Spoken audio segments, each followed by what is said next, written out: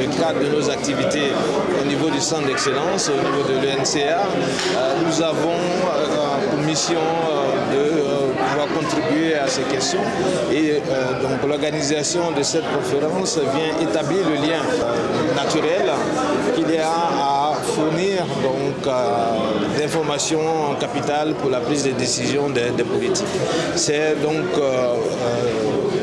ce choix motivé par des phénomènes que nous avons pu observer dans la vie, dans l'économie de manière récente, c'est les chocs qu'ont subis nos économies.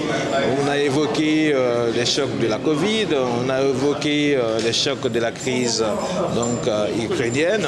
On évoque vraiment divers chocs que subissent ces économies. Face à ces chocs-là, quelles réactions, comment nos économies arrivent donc à rebondir.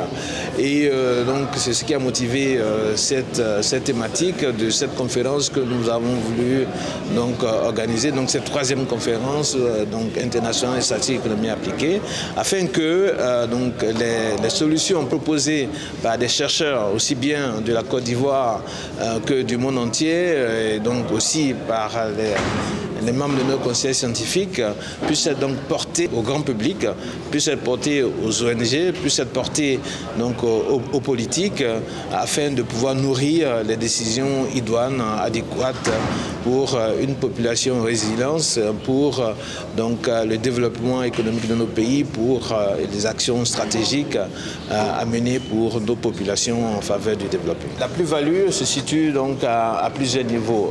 D'abord, c'est la qualité des intervenants, toujours vraiment de haut niveau. Deuxièmement, cette édition préfigure les premières soutenances des docteurs de l'ENCA. Vous savez, en tant que centre d'excellence, nous avons une formation doctorale. Nous disons que nous développons la recherche, et la recherche est faite par des docteurs. Et donc voilà, préfigurer donc ces éléments Et ensuite, ça permet à la fin de dire qu'il y a des impacts que nous produisons sur notre société et que nous célébrons pour montrer aussi de manière particulière la maturité des actions de recherche que nous avons à travers nos centres d'excellence.